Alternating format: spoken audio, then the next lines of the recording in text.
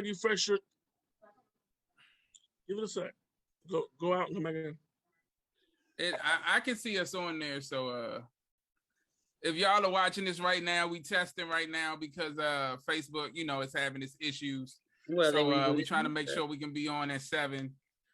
We got about 2 minutes, but I think everybody can see y'all because I can see. Let me look on my phone and see if so each they can see you opening your your situation over there. Can't pronounce. What's that? Bartonera? What is that? Bartonera. Look, she don't even know what it is. It's something. Yeah, it's gonna get me nice. Yeah, well, it's because it's normally in a blue bottle. Oh, what are you doing? What are you doing? Are you pulling? You gotta tilt the glass, Mom. What are you doing? You got to get with. You killing. You gotta tilt the glass. Let it ease on down the side of the cup. It's fine. It's fine. It's fine. Yeah, it's wine. Hey. It's not beer. There won't be. There's no head on wine. It's beer. What's up, wifey? How you doing? I'm great. How are you? Doing good. That's doing something good. she would drink right there. That's... Hello. Hi. How are you? Good. So you said you can't see us live right now because it looks like no. When I went on, I couldn't see it. It still was like no post, no this, no nothing. Oh yeah, I'm seeing that on my phone. Even though it looks like we're. So I was telling them I tried to go live and it looks like we're live on my computer. Can't get to it. But okay, people can't get to it. So I'll just, like I said, go ahead and record it on Zoom so we can have that. And hello to Mrs. McIntosh. Her name is Dolores. Hi, how are you, beautiful? I am good, thank you. You are beautiful yourself. Oh, you're so kind, thank you. Dave's got to put a head on that. Salt and pepper's grossing me out. Hey. Oh, everybody got a drink. I'm behind. Like your shirt shouldn't. I mean, your head shouldn't match Isha's shirt. We on there. I can see it. Yes, okay. New York.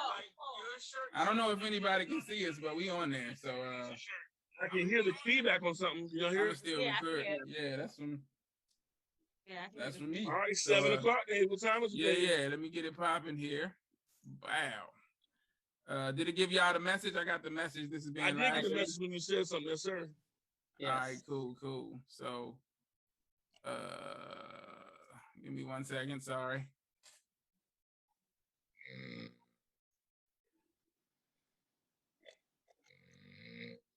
All right, let's just kick it off. Good evening, ladies and gentlemen. Welcome to the Neighborish Livecast. I'm Super Dave, aka Mr. Incredible, and with me, as always, are two of the coolest people I know. And we got a extra person with us too. Just gonna hang out with us tonight. Starting with our resident feminine energy, the personification of Black girl magic with the velvety smooth voice, Miss Aisha. How you doing? Hello, David. Sipping on what you sipping on? This is Bartonero. Okay. Sure. Is you sure? It's Moscato, and Black people love Moscato. Yeah, well, okay. Black people love Moscato. Is that a thing? Thing. Okay. And my man 100 grand and his lovely wife also 100 grand. I think that didn't work out the way I wanted to. But anyway, just Mike and the lovely Miss McIntosh is with us this evening. How y'all doing today? Thank you. Glad to be here. Glad to have this wonderful guest, Miss Isha. Let's rock and roll, my beautiful lady. Let's rock and roll, baby. Yeah, man, we're going to get it in today. We have a great show for you today because our guest today has 15 years experience in the HR acquisitions across numerous industries. She has mentored, developed, and empowered countless talented professionals. The website for the company that bears her name lists her as a motivator, a career coach, and a facilitator. She's quoted as saying that she helps people get to the next level by unleashing their potential. Of course, I'm referring to none other than Miss Sonya Royster. Thank you so much. I'm sorry, Mrs. Sonya Royster. Thank you so much for joining us this evening. How are you today? Hi, gang. How is everyone doing? And thank you for that fabulous introduction. Definitely. I'm so honored that you all invited me to be on your show. This is a much needed platform for us. So really appreciate you inviting me on to talk a little bit about my company and to answer any questions that you all may have. Great. And we definitely, like I told you, looking forward to talking to you about your journey and the process of, going from, working in the corporate arena to having your own business and pursuing your goals, which is something, I definitely see you as a superhero, because you've done something that a lot of people fantasize about, which is walking away from that 9 to 5 and having the courage to step out on your ability and your strengths and make it something that you can offer to people and monetize it and have a living off of it. So that's dope. It's amazing. We're gonna get into it. But first, there's a few things going on in the city. Actually, it's just one main thing that I really want to talk about this evening. So Aisha sent myself and Mike. Well, I sent it to Mike. Okay. A video yesterday, and it was interesting. It was very interesting is the word I'm going to use to describe it. I don't know. That's not what you described as in my text. I'm gonna show later on. But go ahead. We had some conversations about it. So what I want to do is first of all, Aisha, has Sonya seen it? I don't know if Sonya's seen it or not. I can't recall. I don't think I sent it to Sonya. I mean, it's not a video of me back in my heydays, is it? No. Are you still in your heyday just beginning now? Come on now. Isha, can you frame it for us, please? I'm married now. Well, I'm gonna let David set it up for us. Well, I would prefer if you because of the point of view that it expresses of a woman, I don't want to be the guy trying to explain. Trying to mansplain the woman's point of view. How does Zoom produce that smell? Bullshit. Come on, anyway, Dave. Go ahead. Come on, Dave. So go ahead, Ish. If you kind of just give us a little framework of it, set it up. I was about to say she just left. She ain't even. She said, "Hell no." Look, low key. I'm sitting here. I'm like, which video did I send David? Like legit. I'm like, the one with the young lady talking about the mahogany pink. Sadism. Her name is Mahogany Pink. Oh, Mahogany Pink. Mahogany Pink. Yeah. Yes, Mahogany Pink. So Mahogany. Yeah. Yeah. Mahogany. I'm sorry. Yeah, I had to set it up. So Mahogany Pink, and let me just kind of, because I sent it to Veronica too, because I wanted her feedback on it as well. Was really giving some of her. It was a op-ed piece. That's what I call most of what's on the internet, op-ed. Because it's your opinion. It's not validated with factual, credible research. It's just your opinion. But she was speaking about some of the male coaches, specifically male relationship coaches, and their influence on today's culture and the impact that they're having with regards to the conversation between Black men and Black women. Did I do a good job? Did I set that up? I tried to stay neutral. I didn't want to sway and say my opinion one way or the other. I tried to stay neutral. If one must remain neutral, that means something's in gear. Come on now. No, it's not in gear. That's why I'm neutral. Something's in gear. No, you'll see. She wants to remain neutral. But I mean, because I really want your opinions as men about what she said. That's why I sent it, because I want some male feedback. Because I heard from her perspective as a woman what she thinks it is, and I'm like, okay. I'd like to hear from men, and because I feel like the conversation was geared for men, so I'd like to hear from men. I don't know. So what is this? So is this? Are you able to share this gentleman's name? Who? Mahogany, I believe is a lady. Mahogany lady. Okay, but I mean is there an example of a? Yeah. I can send it to her. Hold up, let me see if it pauses me on the Zoom when I. It's a 20-minute video, so you guys. I wish we'd have given it to her earlier, so she was here. Yeah. I thought maybe. Come on, Isha, it's a rookie mistake. That's not Isha's fault. That's such a male perspective. Right. Well, look, it's Isha's fault, right? See where it started, y'all. See where it started. I sent it to David because I wanted David's opinion. So for David to then bounce it back for me, I already know my opinion. I want yours. I was saying I wanted to talk about it on the show, so we're gonna get into it though. But well, we're into it, Dave. You've already stepped in. Well, hey, I'm comfortable in the fire. The way she framed it is true. It's an opinionated piece. based on the individuals out here that are coaching all people on how we should relate and communicate with one another. And her opinion, while fact-laced, opinion-based, it's got merit, but it also has some of the same thing that she's speaking against. And she Right, doesn't like, exactly. which is, Yeah, that's what I say. Yeah. I wouldn't even call it hypocritical. I would call it. I'm not gonna. I want Dave's opinion first because he's. Why you? Look, Mike. Why is it such a big deal? Me Okay, too. so David, you're always so passionless and or neutral about these things. I know. I'm just. You're a corpse, Dave. You're a stiff. I live on the fence. No, but let me give my. So after watching the video in its entirety, the first thing that came to mind in listening to her opinions and her interpretation of what was being said was, first of all, she had some valid points about the dating gurus, quote unquote. I feel like it's all entertainment.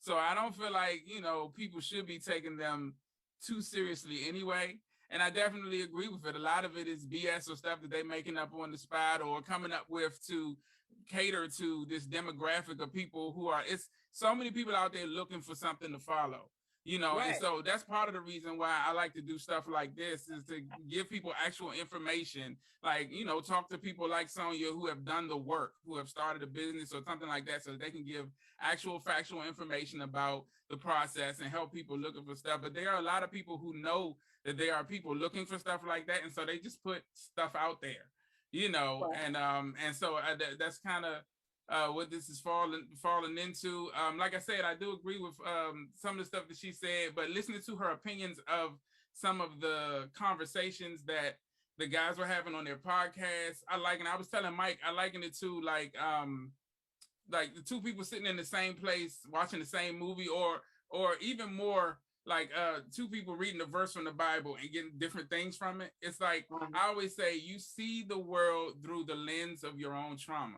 It's very specific. It's like a Rorschach test, right? So what you see is more about what's going on within you than what's actually on that paper. And that came across so heavily with her just because of how, like, the stuff about, like, she interpreted the conversation that the guys were having and went on into this whole thing about how men. Oh, yeah. Yeah, about how men. Yeah, men believe that their morality is the responsibility of women. And I was like, that's bonkers. Like, what the guys were actually saying was, because she played a clip of Steve Harvey when he was promoting his book. And he said something like, I've seen the stuff that women allow me to do to them. And people took offense to it because they said, oh, well, why don't you just not do it, as opposed to doing it because they allowed you? But what he was saying, and I think the point of what the guys were saying that she misunderstood was not that, because if somebody does something to you or is going to do something to you, that's definitely not your fault. You don't control anybody else, and what they do is what they do. What you do have control over, and what is your responsibility to mitigate your damages. So what is your responsibility is how long and how impactful they are able to do whatever it is they're doing. That's where the statement, fool me once, shame on you, fool me twice, shame on me came from. Because you have a responsibility, like I said, to mitigate your damages. So I think that's all that they were saying. And she took it in a whole nother direction, saying that that men as a whole are saying that women are responsibility or have a responsibility for our morality, and that's foolishness. And then the whole thing at the end, like, she went way off talking about the subconsciously men want women who are sexually promiscuous to be hurt. Oh yeah, and showing the clip from Identity and all of this, and it's like So that was that.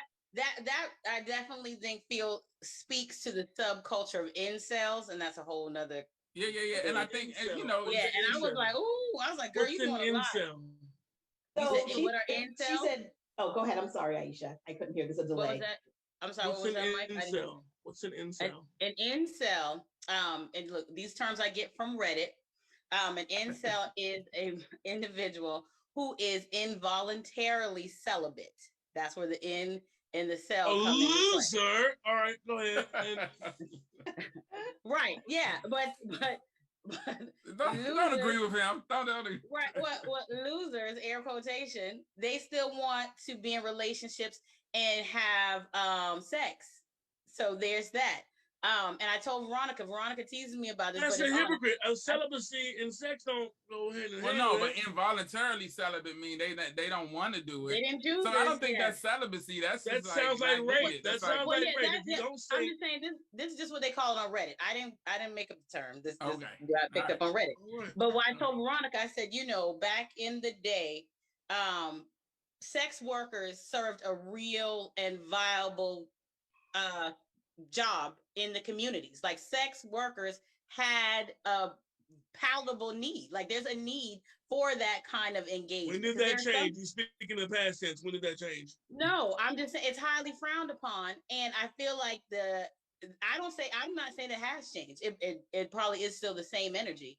But there is now a space online where incels can congregate and commiserate. Okay.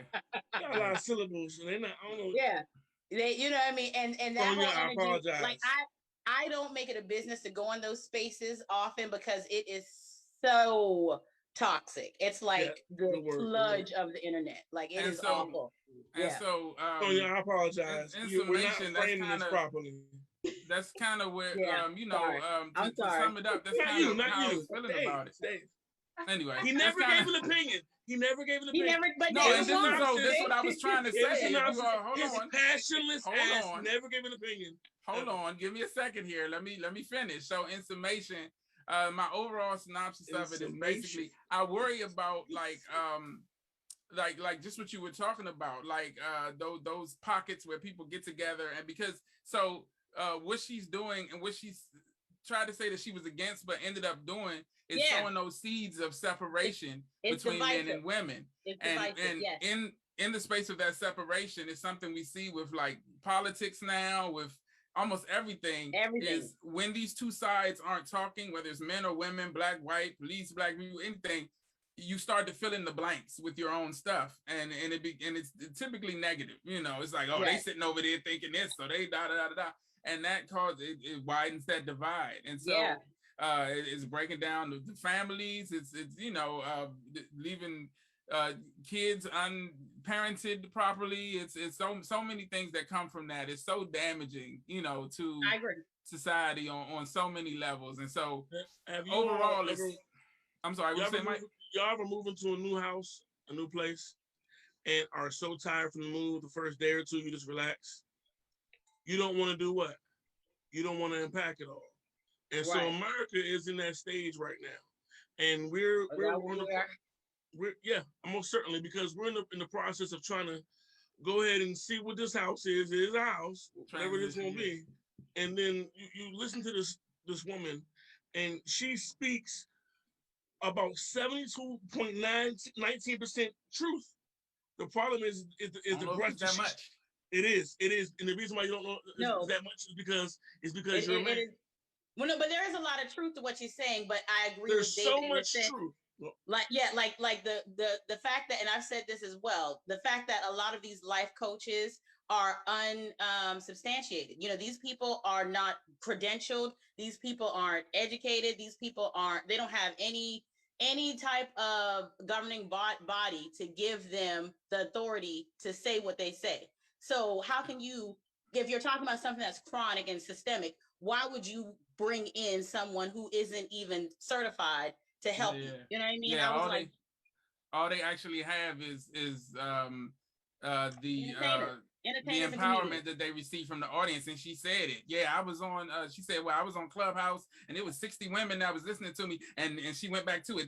It wouldn't be 60 women listening to what I say if I wasn't blah, blah, blah. I'm like, calm down. That ain't even, first of all, that's not even a lot of people. But second of all, why is no woman here? I'm looking at 3 women and nobody's offended by him doing all this. When she was talking, he started his conversation. He started his conversation. Mike trying to start a fight. Calm down, Mike. Interpret this differently. And it's the ink blotch from the cycle. Well, I done been to it twice. This is what I think. It's some BS. She has, not only does what she say hit home at what we are as men, some of us can't unpack it. The reality of it is that black and white men shit on women constantly, on a constant basis. A woman, black and white, mostly black, the majority black, forgive me, have got to rear their head back and swallow a lot of shit from all men.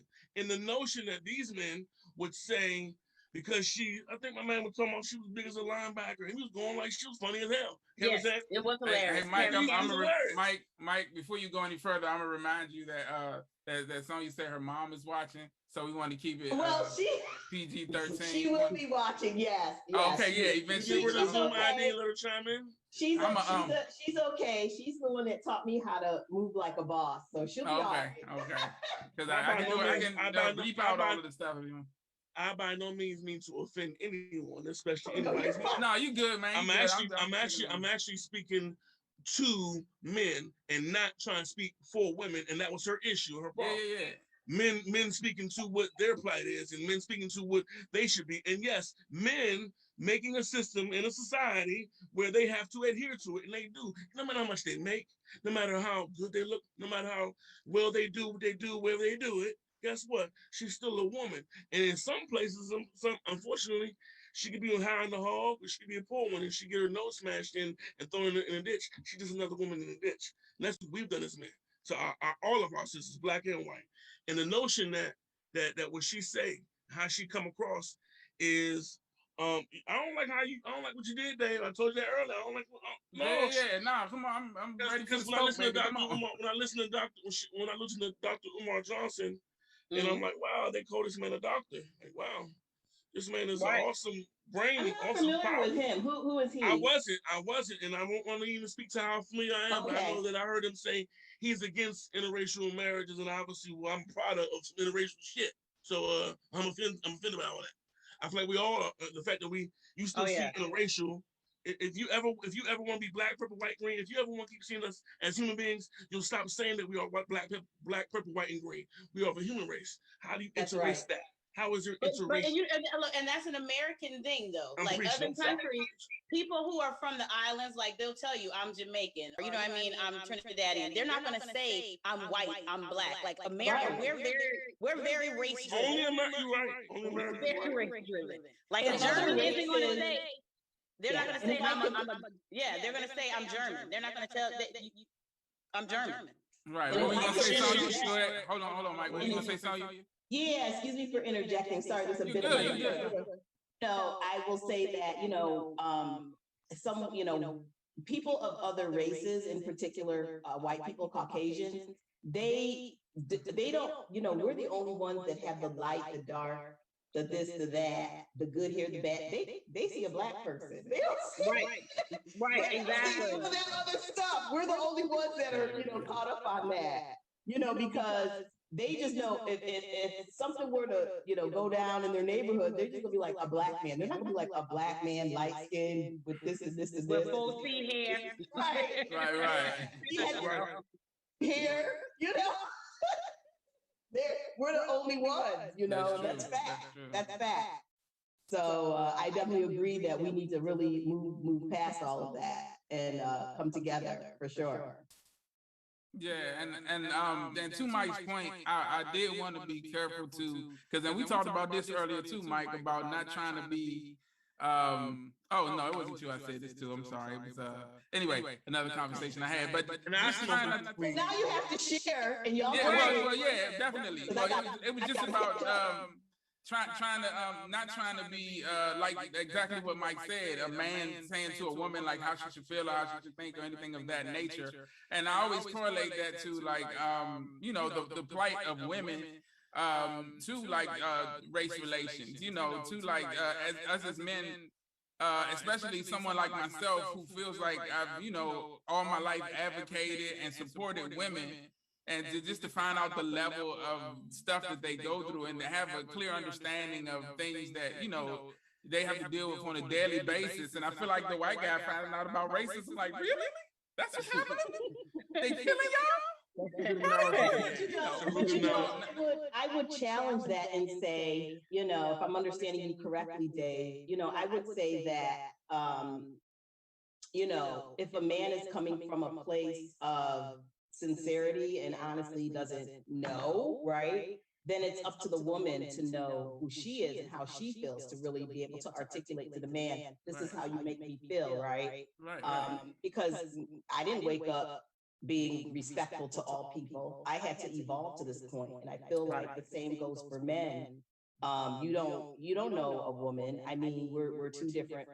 We're different, you know, men and women. Yeah, we speak differently. We interpret it differently. Certainly, yeah. And the thing is that we have to remember nobody's perfect. I mean, we're all born flawed, you know. So we have to, you know, be adults, all of us, and really understand and listen to the person's intentions. Like, is this what they meant to do? Is this what they meant to say? And if they whatever, you have to check them. You know, you have to check them, or just be an adult and say, hey, maybe, you know, this is how this made me feel. Communicate. That's the thing, is that it's, you know, the communication is lacking sometimes. You know, we don't really understand how to communicate with one another. I'm gonna tell you, my husband and I, we learned during this pandemic fast, real quick. And so we you know, because we have some friends that did not make it through this time. So, you know, this is how you know you married or did not marry the right individual. Right. COVID-19. I see Dolores back there like, y'all. Right. Yeah. So can I do this real quick? How long have you and your husband been married, if you don't mind me asking? No, I'm an open book, so you ask whatever you like, and if I don't want to answer it, I'll just say I respectfully decline to answer. How about that?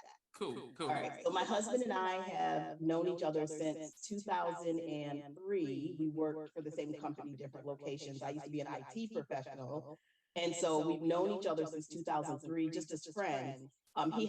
He was married prior to me, 16-year marriage, and but we've always, you know, been good friends, just friends. And we've been married, it'll be 6 years this year. Okay. So, and it's been, you know, thank you. Yeah, I mean, it's not easy. I've been engaged before, and I'll tell you, this man is the realest of them all. And it's because he accepts me for me. I accept him for him. I didn't get married to change him. He didn't get married to change me. We were both, you know, broken. And we had to really meet each other where we were at, and we're stronger because of it. We were like, that's why we made it through the pandemic, because when we got married and were dating and all of that, we were in a long distance relationship. He was living in the Philly area and I was here in DC. And, but we knew each other as friends. We never knew what it was like to be in a relationship. And so, I mean, it took a lot. I mean, you know, to survive, and it took communication. But to answer your question, you know, we're coming up on 6 years, but we've been together as a couple since 2014. So it was at 7 years. Yeah. Okay. And I asked that question not to put them on the spot, but Mike and Dolores have been married. They just had their 1 year anniversary. So big up to that. Yay! Millennials in the house. In other words, you put them on the spot. Yeah, definitely, 100%. But not even to put them on the spot. But I always like to hear, like, so, in the expertise that you've gained over the 7 years or the 6 years that you've been married, is there any advice that you would give a 1 year couple? Like, what would you say to them? I will list my top 3 things. Always communicate. Always communicate in honesty. I don't care what it is. Always be honest. Always communicate. Don't let anybody talk about your spouse. You know, don't let anybody come between you and your spouse. No family, nothing like that. Always communicate. My husband and I, every night and in the mornings, we give each other 20-second hugs. Embrace for 20 seconds. And I mean, I'll tell you, during the pandemic, when I pissed him off something terrible one day, and he was like, I don't even want a hug. And I'm like, come on, just a 20-second hug, boo. So it because it releases the, you know, endorphins. And so, and then in hugs, when you hug someone and embrace someone, you're releasing like an energy, you're sharing an energy. And so then you really realize, man, whatever we're upset about, it ain't even that deep. It's not even that serious. But But I would say, communication, date. My husband, Aisha, we date. Chris is always taking me on some type of date. I'm taking him on a date, and I would say date. And when I and keep yourself up, keep yourself looking good for your man and men, I mean, I like a man with some meat on his bones. So to me, I do, Aisha. So for me, I like him a little. I like something to snug up to in the winter. I can't be snuggled up to my bones, child. I gotta be warm. So I like a man. Look, we know, we know, Sonya. We know. Yes. So so I like a man with a little meat. I said, you don't worry about no 6-pack and all that. My husband had all that. And I did too. I had a 12-pack. I mean, that was when we were younger, but just accepting each other for for who you are, appreciate the person, be kind to each other, because in the beginning, Chris and I, we were, I was an independent woman. I was used to doing things on my own. And he was divorced for a couple of years, but I just wasn't used to, okay, I'll be here, I'll be home at this. I just wasn't used to being accountable. I just wasn't used to that. And I love it because I thought things were going to change drastically, but I really, to be honest with you, for me, I feel more protected being married. And it really, and I'll tell you, I never thought I was a selfish person, but when I got married, I was like, okay, Sonya, I didn't see anybody else. Like, I didn't see the person. Like in some countries, people, like in America, we say, hey, how are you? What's good? And that's just a thing we say. But in some countries, they greet the person, they say, I see you. And so I see my husband, if that makes sense. Mm-hmm. I had to change my mindset for that. So the advice that I would give is, I like the 20-second hugs, communicate, never do anything to disrespect the other person, be supportive, hear the person out. Just because you can't see the idea, believe in that person's dreams. And that's what that would be my advice. I know it's a lot, but I feel like we're coming up on 6 years in November, but I feel like it's been 20 because the pandemic done added a good 15 years. Yeah. 2020. Me, myself, and I, and your husband and your wife. Yeah, the 2020 was actually 4 years. People don't realize that it actually lasted. Feels like yes. Yeah. No, but yeah, that's amazing advice. Thank you so much for sharing that. We appreciate it, and I'm just always, I'm always fascinated by our relationships and what makes them work, and having those little mechanisms. Like I always appreciate. Taking the time to learn each other's love language to the point that you develop these mechanisms, like you're talking about the 20-second hug.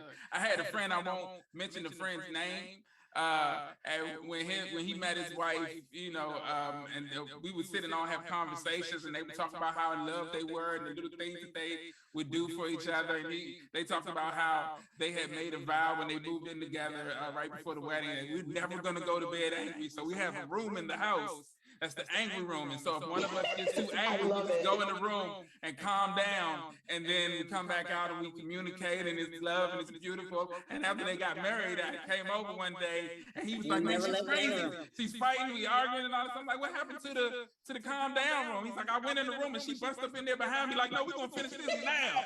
And so, yeah, it didn't really work. But I'd like to add also, Dave, is and I'll be honest, this is me. I mean, I'm speaking to you all about this because this was my experience, right? And so, you can't be doing all that stuff that you do to get them and then put that ring on it, and then you put the ring on it, and then you don't do that stuff no more, right? And I'll just talk about myself. I did.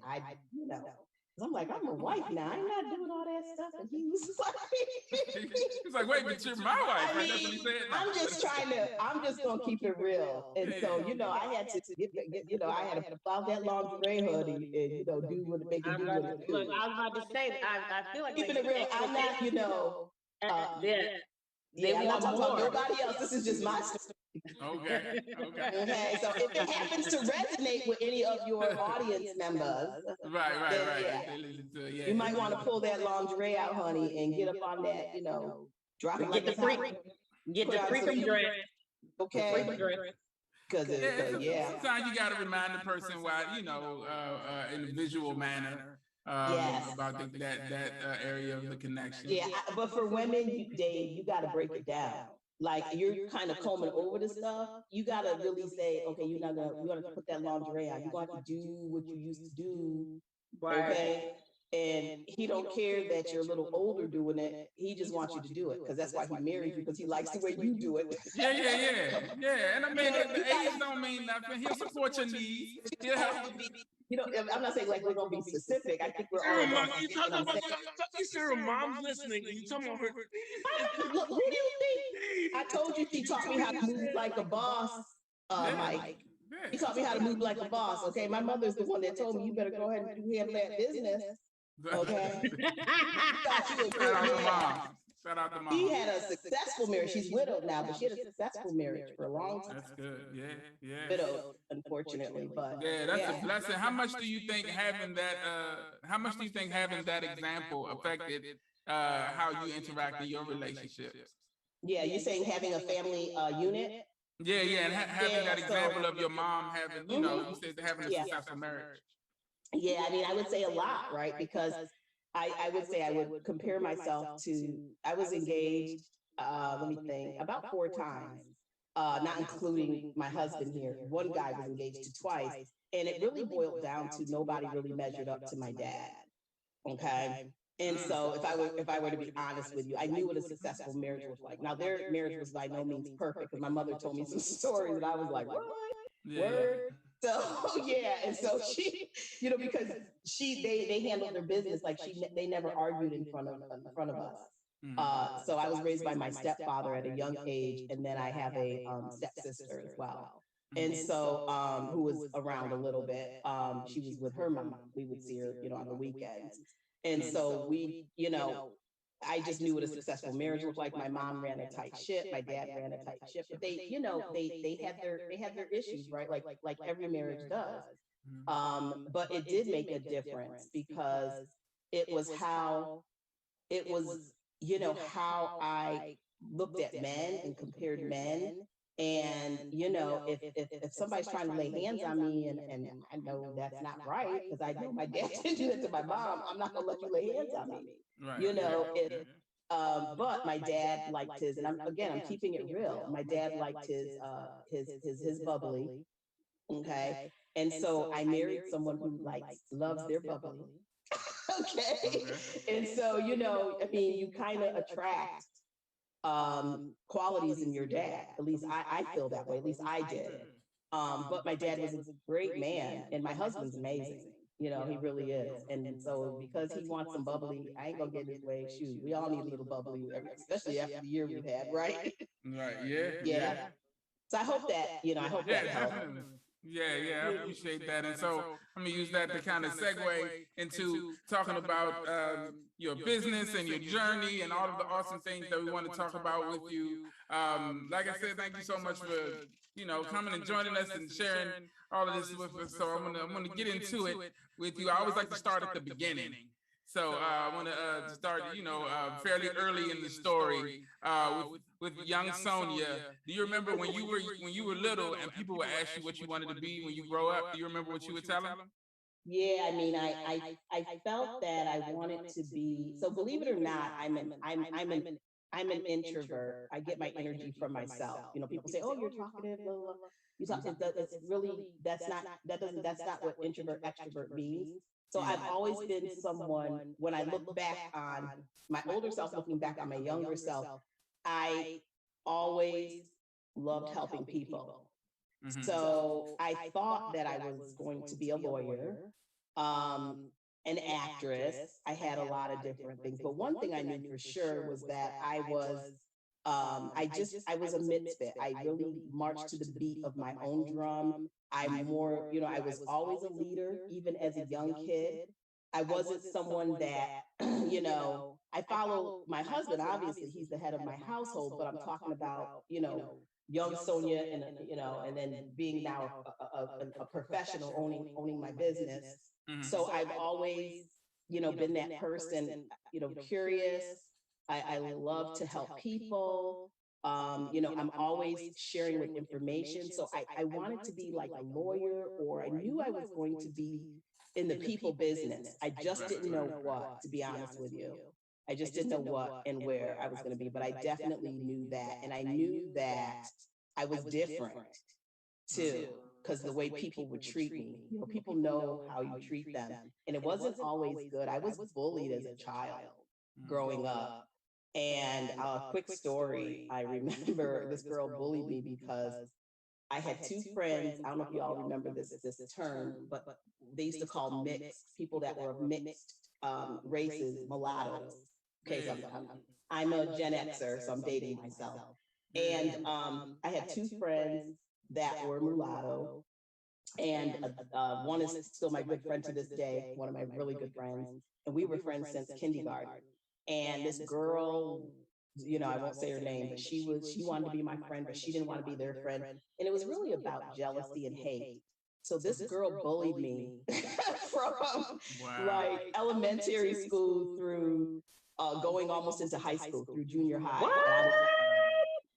I was bullied. And because I was friends with these girls, we all were bullied. And then I remember my mom, I came home and she's like, let me tell you something. If you come home one more time and you're crying over this girl, you need to step to her. You need to go ahead and handle that, because if you don't beat her, I'm going to beat you. And I was like, you gonna beat me? And she's like, right. You're going to thank me later, because if you go through life letting people bully you, it's not going. Your story is not going to end up well. And that was like the best advice I ever got. So she's like, even if you get your behind whooped, which I know you won't, because you're from me.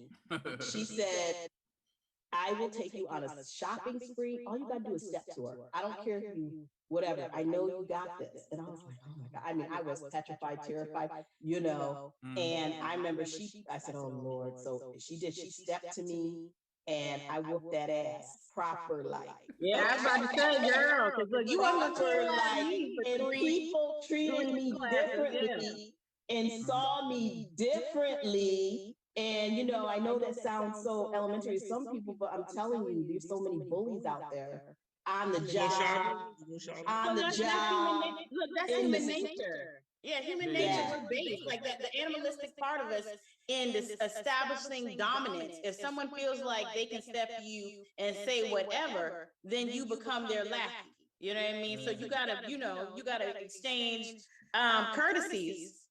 Yeah, but you're talking to someone who, who's young, doesn't know. I'm terrified. And people really did start looking at me differently, treating me differently. And a lot of that is people, they hate themselves.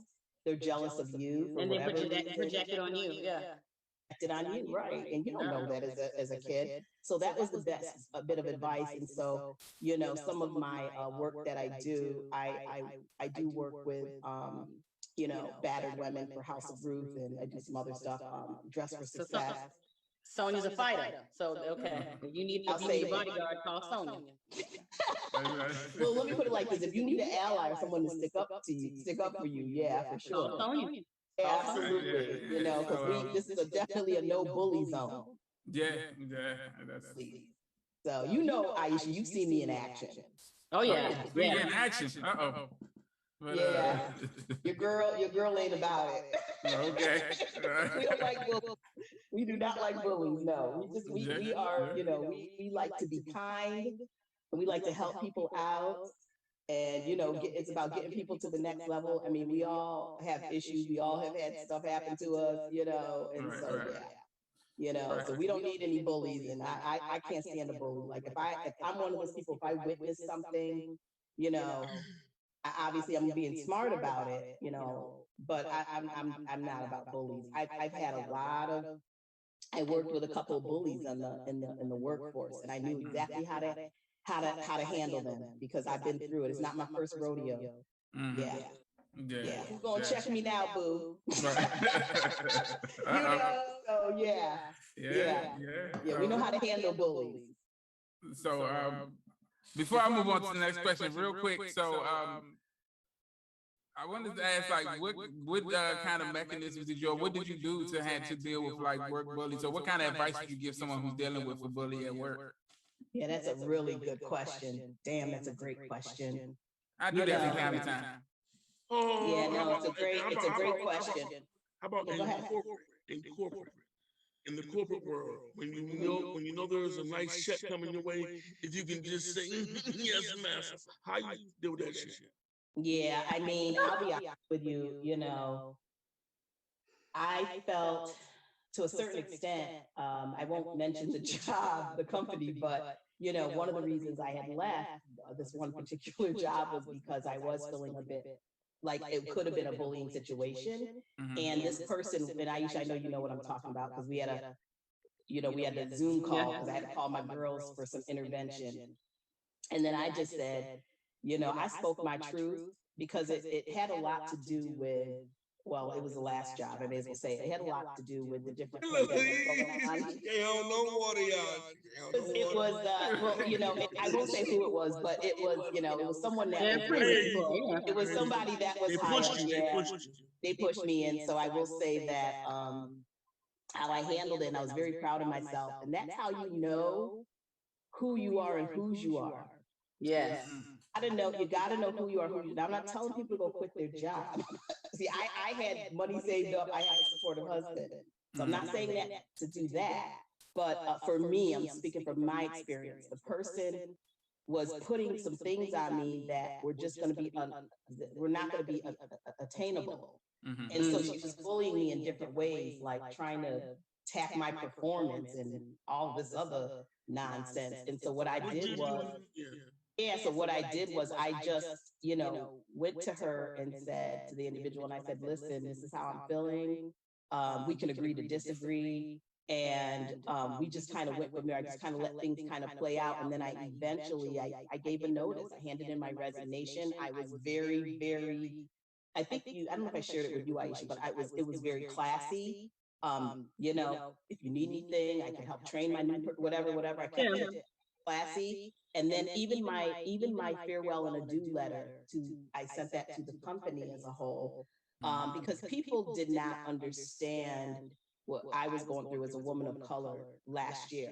So I'm functionally depressed, you know, and I'll be honest with you, I'm coaching. I found all this out. I'm coaching and mentoring people. I myself am functionally depressed. I'm working with people. You know, I had to surround myself around fellow uplifters. So what I would say is speak your truth, be authentic. You know, don't settle, you know, because it's either that or end up in a grave. Because there's stuff like stresses like that can put you in an early grave. So you know, but I would say I meditated. I'm not a religious person by no stretch of the imagination, because I grew up with that Bible banged up outside my head with my grandparents. So, but I am a spiritual person, and I do know who I am and whose I am. And so, and I meditate and I pray. I am, you know, very in tune with my vibrations. I'm about vibrations and energy. And so, and knowing myself. And so I'm at a point now, because I've evolved, that I would say for someone at any age, you know, just step to the person and just, you know, speak your truth in a respectful way. You gotta watch your energy. You gotta watch your, you know, how you let it come out authentically, but don't come down to their level. Like the first lady said, when they go low, we go high. You know? And so, because if you go tit for tat, it's not gonna end up well. It's all about energy. It's what you put out there. So, but you can't be no either. Right. Given your extensive experience in the human resource field, respectfully, can you take us behind the scenes? What ducks did you line up before you said toodles, you know, before you rolled out? Because you obviously made some moves beforehand, be it, you know, jobs and work and occupation. What do you need to do outside of saying thank you, I had a good day? As far as you and jobs, what can people do? How can they navigate that? How do you go look for, once you've been working for someone for 3 or 4 or 5 years, tired of it, it's whatever it is, how do you move on to the next place and, you know, Yeah, that's a great. qualified and the qualified. That's a great question, Michael. I mean, I would say to anyone, it's really important to, for me, I said, what would I do? What if it doesn't bring me joy or make me happy? Okay, that will start there. That I needed to hone in on that. Okay. And I needed to be free in myself. I had to be authentic. And once I recognized that, the sky was the limit for me. So I would say to someone, understand what are your gifts? What are your talents? What would you do for free? What brings you joy? What is your passion? Passion and purpose are two totally different things. I was always passionate about what I'm doing. Okay. But I did not know until last year it was my purpose. Yeah. Been doing it for decades and I have many passions, but I didn't really know what my true purpose was. And all of a sudden I had to, once I, because listen, this pandemic gave us an opportunity to know who we are, to see who we are, to breathe, to relax. Okay. And for me, I've been working since the age of 13. So it's been nonstop ongoing. I've never had an opportunity to relax my brain and my mind and really hear the voice of the creator as to what my purpose is. So what I would say to someone, whether you're, believe in the creator, believe in God, or you're agnostic, okay? Because I know I have some friends that are agnostic that are some of the most beautiful people. It's really about the person in their heart. So I would say to someone that's trying to get to that point, hone in on your gifts and your talents, do some research, surround yourself with fellow uplifters and people kind of in that field, but do your research. Don't listen to naysayers. And then also, I'll be honest with you, there were some things in myself that I had to change. If I were to be honest with you all, okay, I was going through some things last year due to the racial pandemic. We had the global, pandemic going on, the financial pandemic, and Black people of color, we were going through 4 or 5 different pandemics. Yeah, I didn't know how to handle that. I didn't know how to package that, and so I just couldn't. I had to live that experience and let it be what it is. I came out better because of it. But in the meantime, I found out some things about myself that I had to change. That were, I saw the good, the bad, and the ugly in Sonya. So I had to change that. So a lot of times before you quit your job or move on to anything else or transition to something else, check yourself. Make sure you make sure you are who you think you are. Okay, before you go blaming somebody else for something. I'm just speaking about myself. I had to do that. And I came out better for it. I really did. Does that answer the question, Mike? Because I want to make sure that I answered that. I think you did an excellent job. I think thank you. It makes me have a follow-up question because I want to dig deeper because you say, are you free now? Do you feel all right? You feel all right? I feel because I said I was functionally depressed. Yeah, I mean, my mom is a retired healthcare professional, so she was like, "Girl, you got me coming out of retirement." Because a lot of people in our I had to talk to my mom. She checked in on me. My husband, did an amazing job as well. The best that he could do because he was going through his thing, Right. And men do things differently, And we don't. No, we don't. Well, I would say you internalize your feelings a little differently. This has been my experience. I'm not saying men don't feel, but I'm saying you feel a little differently. Like me. My feelings, Dave, back me up. My feelings hurt right now. I just feel like that. Why are your feelings hurt, Mike? Because I'm a man. I ain't got nothing to do with it. Yeah, but so you're right. We are. I'm glad, and thank you for asking. And thank you for asking that. I appreciate that, my brother, because I'm good. I'm really good because I'm only doing what makes me happy and brings me joy. And if it doesn't make me happy or bring me joy, I'm not about it. And what that looks like is helping and being a servant to others. Yeah. I'm about servant leadership. I can't grow and be a great leader and a strong leader and a coach and a mentor if I don't know how to lead and follow, for sure. Right. So, and in all perspectives, just meeting people where they're at, that was something that I didn't always get.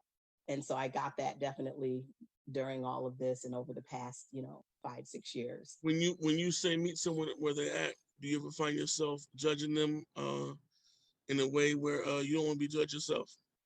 That's a great question. So I would say for me, I'm speaking on a professional level, I'm speaking about professionals, right? I'm in contact with C-level, C-suite. So these are VPs, COOs, presidents when I was in the workforce.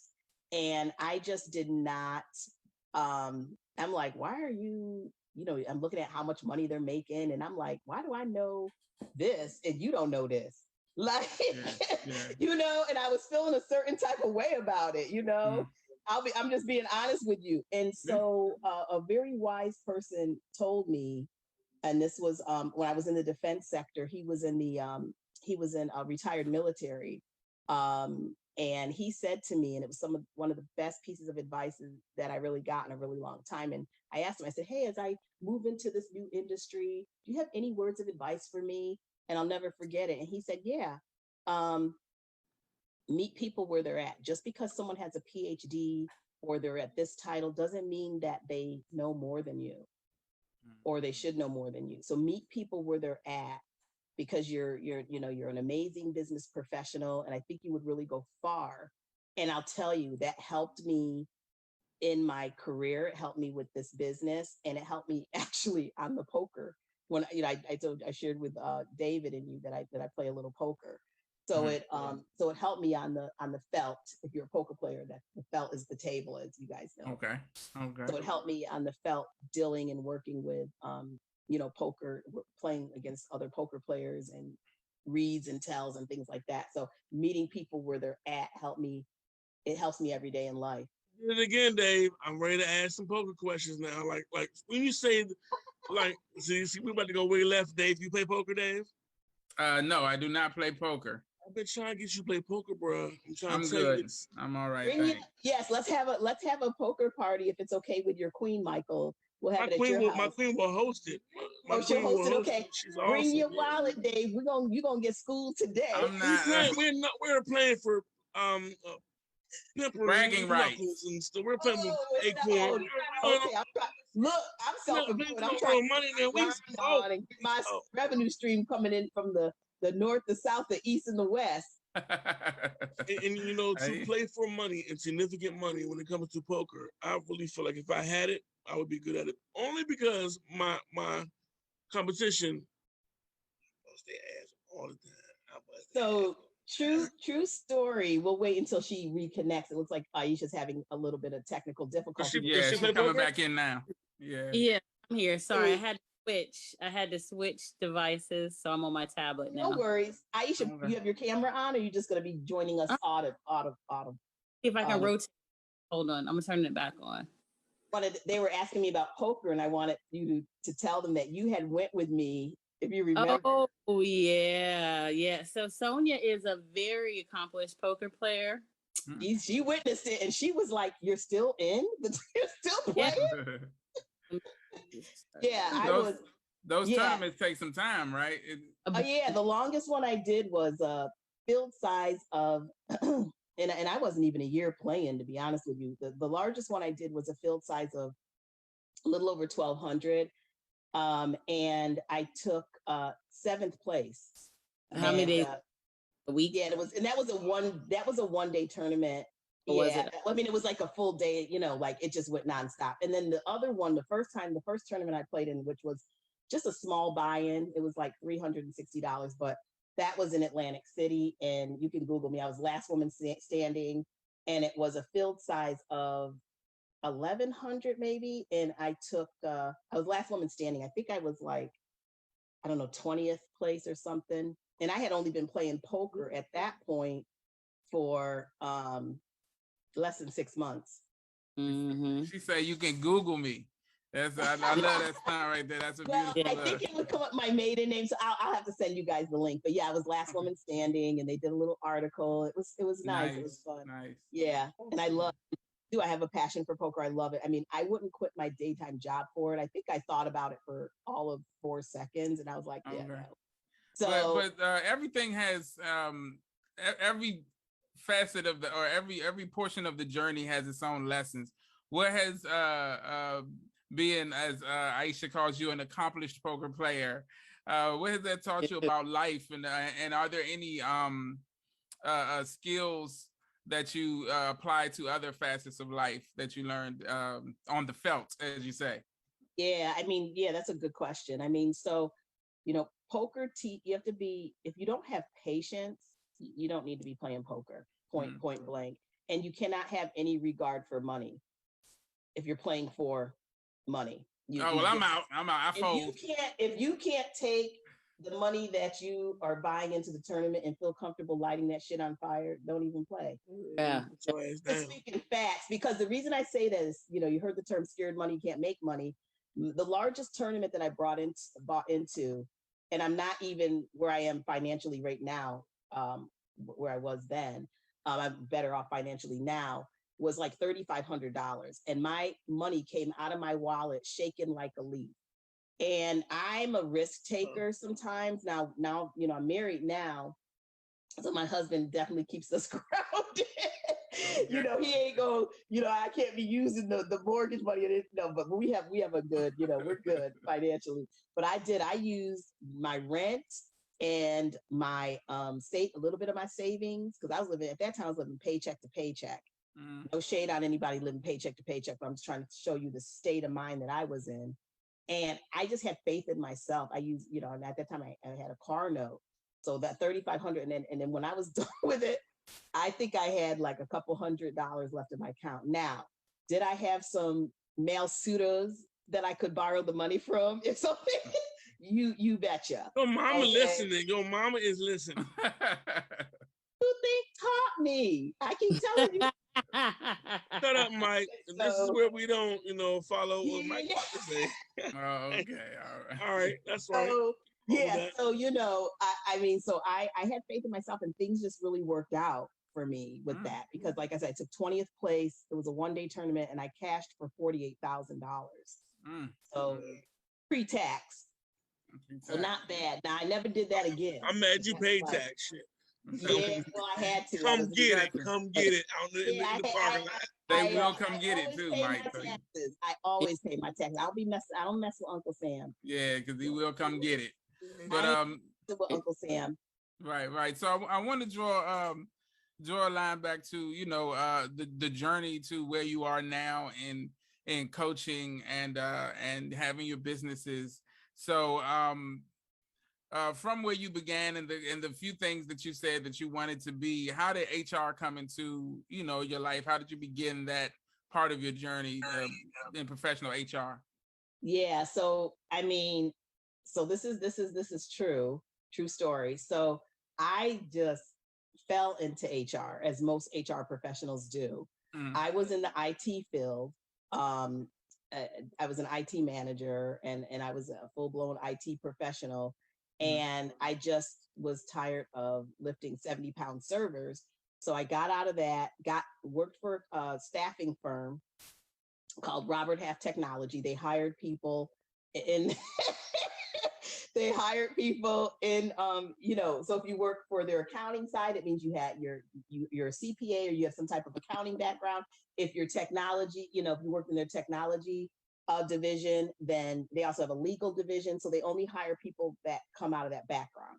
So I was a recruiter for them, damn good one. And I loved it. I loved recruiting. I loved interviewing people. I loved that whole process.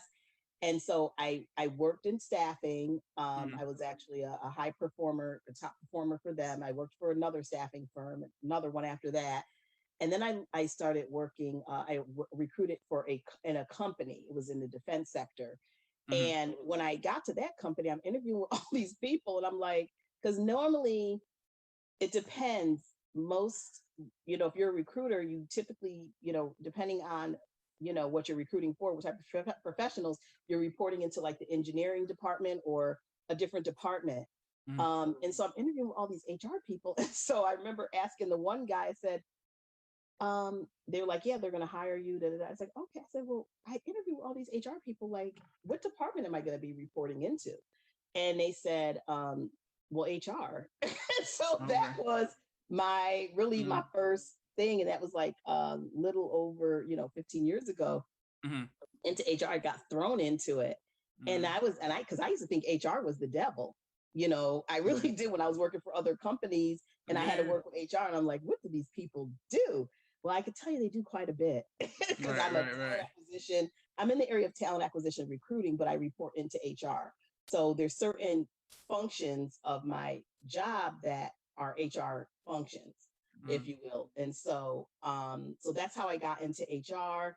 I learned a lot in HR. I had a lady that, gave me an opportunity and hired me and really kind of taught me just the soup to nuts on HR, employee relations, everything, and why HR shouldn't report into this department, why it should report to the CEO, and just the reporting structure, stuff like that, laws and employment laws and stuff like that. So, but I'm in the talent side of the house, which is, hiring, talent, you're the face of the organization, being a strong ambassador for the organization. So that's really how I got thrown into HR. Okay. And like you said, that's being in that position, you're like you said, the face of the organization. You're one of the first people that people will interact with for the organization, and that takes a tremendous amount of people's skills of interaction. And I saw on your website where it said your superpower is being able to reach and connect with people from varying backgrounds. And is that something that you acquired throughout your tenure in HR? Or is that something that you've always had, like an innate skill that you've always had to kind of connect with people? No, that is that's a great question. I mean, that is really because I worked in so many different industries, and I wasn't always an HR, practitioner. So I knew how people felt when they interacted with HR. Because people, most companies I go to, they go to HR, they hate it. They're just like, am I in trouble? Stuff like that. So I knew I could feel their pain. And I'm like, oh, this is really just what it's about, and they're like, oh, because I was wondering, and I was able to connect in that way. The other thing is that I really learned to listen. The older I got, the more I had to learn how to listen. And when you listen, you connect because people they're saying, I see you, I hear you, and so, and I value people. I value their opinion. I let them know the only dumb question is the one that you don't ask. Because a lot of things are just people don't know what they don't know. For instance, during the pandemic, how I found my purpose was during the pandemic, a lot of people lost. I was in contact with quite a bit of people that lost their jobs due to the pandemic because they just did not. They were on their job for 15 years. They didn't have to interview. They didn't have a resume. Didn't know how to interview, et cetera, et cetera. So I was able to kind of meet people where they were at there. Yeah. That's definitely a great quality to have and to cultivate. And just what you said about about listening and the art of being an effective listener is a skill that something that you have to exercise and make sure you keep prevalent. I mean, it's such a simple concept that people tend to miss. Like like you said, it took you a while to learn that. Because from a child, the adults are telling you, listen, you got to listen, but you don't really grasp what that really means and how it's like, I can hear what you're saying, but there's a difference between hearing and listening. And so understanding that I want to acknowledge something. Like, you guys are amazing because, Michael, you, Dave, Aisha, you're really great interviewers. And I mean, that's what I do for a living. And the reason I say that is I just said it once. I said, I was functionally depressed, yada, yada, yada. And you all were like, are you okay? Is everything okay now? So, I mean, big ups, because I appreciate that you looked out for a sister, made sure. And, that was really nice. And that's a sign of a good listen. I mean, a good interviewer is really hearing your person, the person that you're interviewing, and picking up on little keen things like that. So thank you for that. I appreciate it. Oh, definitely. We want you to know that you're not alone. That's all. Yeah. Thank you, and I appreciate that. I do. I really do. Thank you. So let's talk a little bit about making that venture into starting your own business. You said that it began during the pandemic. Was that when you had the initial idea? Well, that's when I had the initial idea that I was going to be quitting my job. So I've always had I've always had some type of business. I had an IT business that was successful for 10 years, and then I got into the workforce. So I've always been coaching and mentoring people for the last, decade or so. And what made me what made me really hone into it was because I just had so much time to reflect on things during the pandemic. So I just said, I'm going to, launch a website, start my business. I actually already had the businesses going, but I made it official. Like I started branding myself and pouring myself into the business versus pouring myself into an employer, if that makes sense. So I was branding myself, and it was just, I tell you, it's just, when you love what you do and it brings you joy, it's not even work. I probably work more than I did with my employer. I work now more for myself than I did with my employer, which was like a miracle in itself because I was working a lot of hours. But the difference is it doesn't feel like work to me. That's yeah. When, Are you in your dream job right now? Oh yeah, which is working for myself. Yes, you betcha. Yeah, cool. Absolutely. I love it. And like I said, that's why I have 3 different businesses. I have an amazing accountant that really told my husband and I, listen, you guys need some expenses, you need some businesses. And so why don't the stuff that you're doing, turn it into a business, or you could use it as a write-off, so he's the one that really told us, a couple of years ago have you done that yet? Have you done that yet? So I just went ahead and launched my website. I have tech skills. So I did my website. I got on Wix. They have amazing templates and I know how to, cut and paste. So yeah. And I have, like I said, we have 3 Website businesses. looks awesome. Okay. Say it again. Website looks awesome. Where can they find it? Where can we see it? Yeah, absolutely. So the coaching business is www.sonyaroyster.com. Sonya's with a Y, YA, Royster.com, and I can link everything. I'll send you guys the links. And then and that's my coaching business. And then my talent acquisition consulting business that I do full time is scrtechnicalservices.com. I know it's very long. I started the company 3 years ago, and I know if I would have thought about it more later, I would have said, "Oh, I probably should keep this. I should shorten this."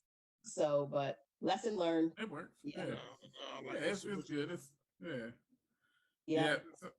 So with the starting the business. Now, I want to talk a little bit about the blueprint. Like I said, I always like to give, educate people on the steps that it takes. So from having the idea to start Sonya Royster, the coaching business, from the inception of the idea to actually being up and running, how long did that process take? About you can round it off. Yeah.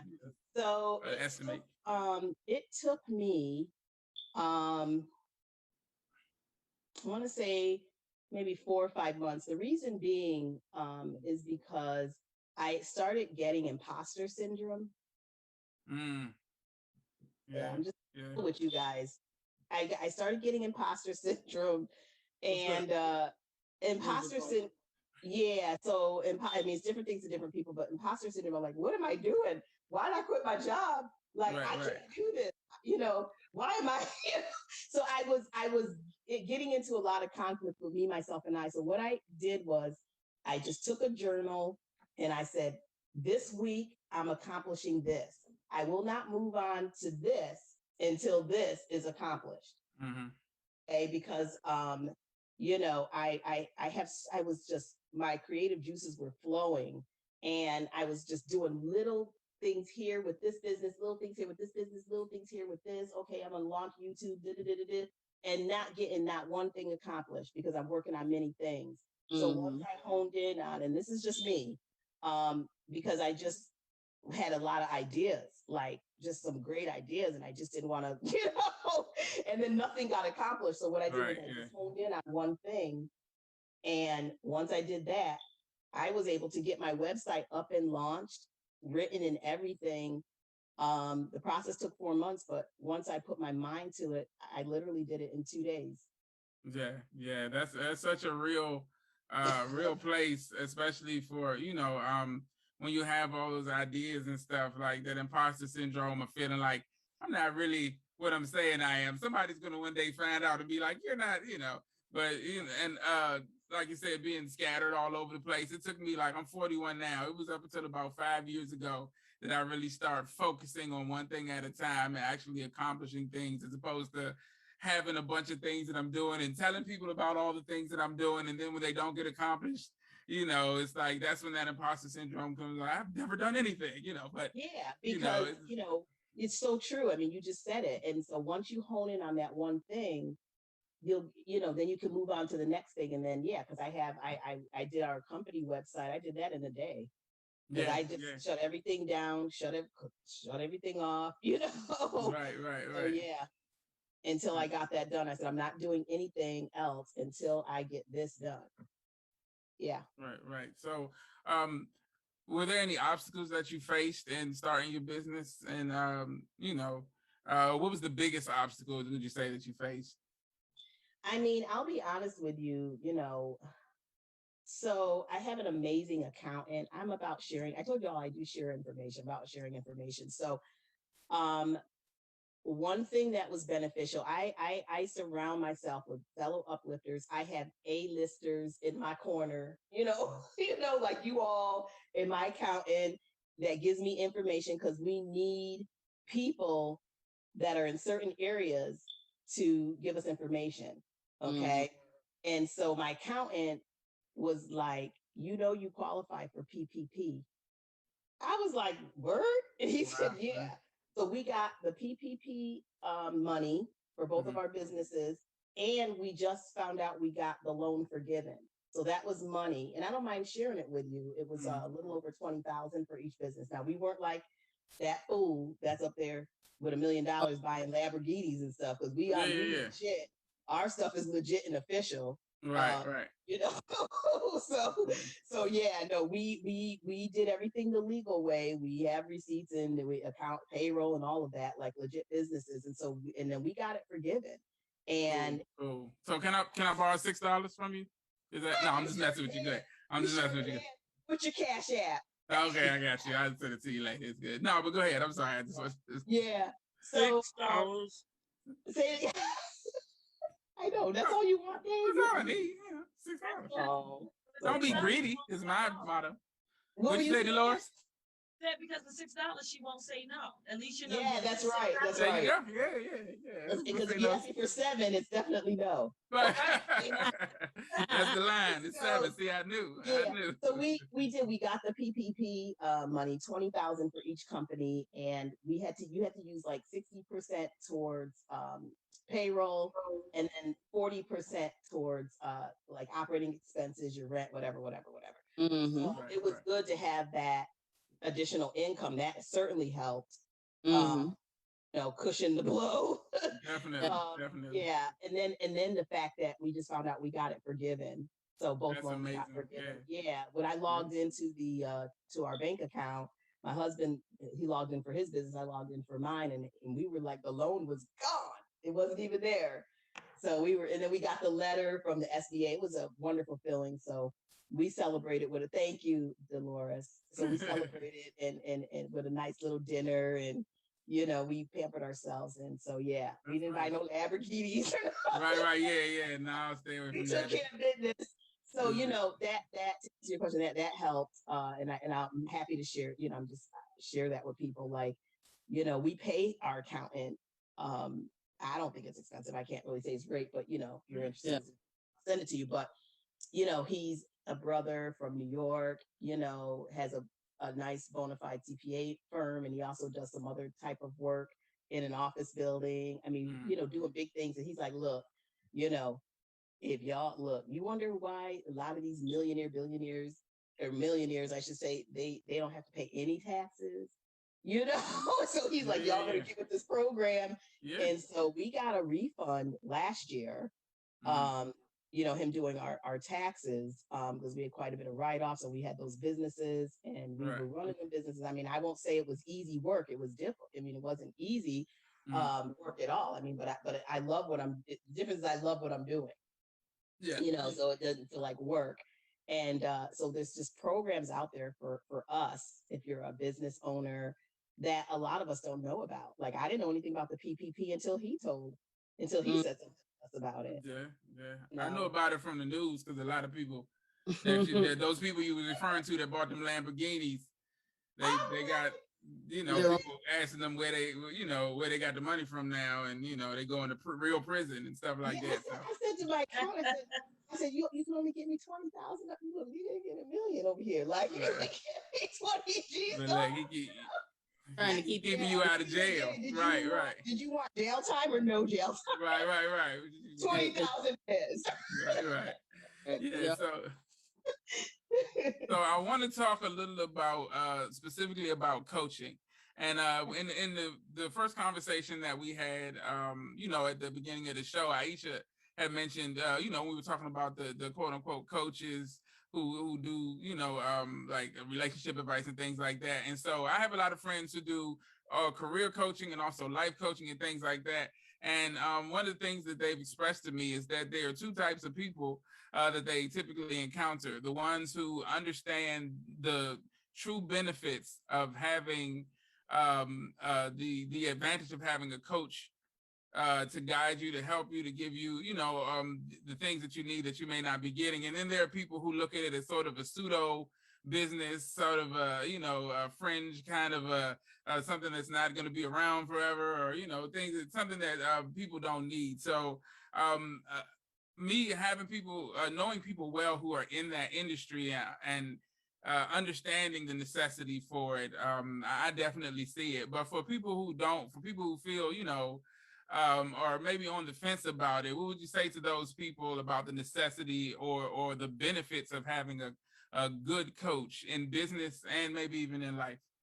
Yeah, I mean, that's a really great question. I mean, I think back to any career that you were at. We all have had someone that mentored us. There's a difference between mentoring and coaching, and that have coached us. Aisha actually has been a mentor to my husband, who's in IT.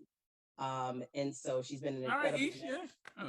Yeah, she's been incredible. So, it's really, that's a really good question. I mean, I would say that if you're someone who, it depends where you are in your career. There's different types of coaches.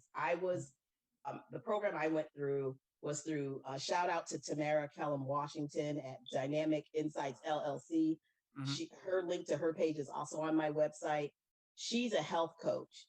And then she also does employee development for companies. And then she worked for a law. She was in the legal field for a huge law firm. And so she's really, really just dynamic sister, very bright. And she was the one whose program I went through. So I have been mentoring and coaching people for quite some time, for the last decade. And I wanted to, so I'm in the process of getting my coaching credentials because I wanted credibility behind what I do. And there were things that I didn't know that I didn't know I didn't know. Like clinicals, terminologies and things like that, things that I just didn't know. And thank God I didn't damage anybody, But I mean, I just didn't know what I didn't know. And so going through her program really helped me service my clients even better. Because I know the questions to ask. I know what's involved in coaching. I know the difference now between coaching and mentoring. And so what I would say is, if you're just anyone that is, looking to start a business or your career or we all have some type of talent or gift. We just sometimes don't know how to unleash that, and we just don't know where to get started. So that's the case where if you have the right coach, that person can, help you get to that point of kind of unleashing your potential.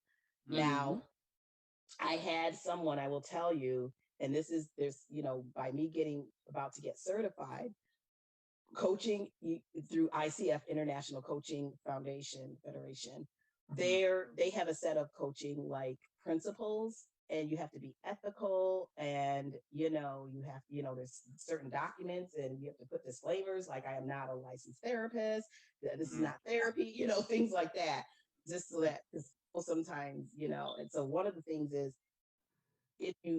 you can't take all clients. Sometimes you have to refer people, and people don't realize that. They just look at the money. They just want the money, and you're not doing that person any service. So to answer your question, anyone looking for a career coach or professional in the area of professional development, or just even, meaning starting a business, anything. Dave, I was talking to you earlier about editing and, getting your stuff off the ground. Because I think there's a market for that. That was just kind of me, just kind of telling you what you have. You have a market out there, right? You have a market out there. So, and so, and I appreciate it. I already changed my LinkedIn page while we were talking. No, I'm just playing. Go ahead.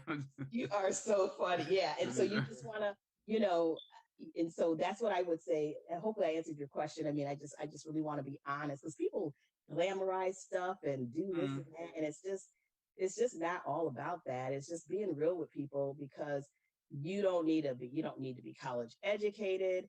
There's no, you don't have to be at this educational level to be a coach. You don't. You just really have to have a passion for people, and really, go through some type of training, so that you are doing people a service. There's not, and then, and like, I didn't know what to charge people. And so I kind of meet people where they're at. So it's like a to be determined, because it depends. Sometimes people need 3 sessions. Sometimes people need 10 sessions. Sometimes people need a session. Sometimes people have the clarity call and they don't need anything else. And that's good. That's okay.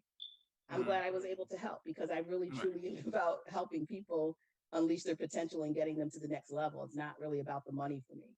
And that's why I'm successful at what I do. That is very true, because Sonya has certainly helped me get this money all the time.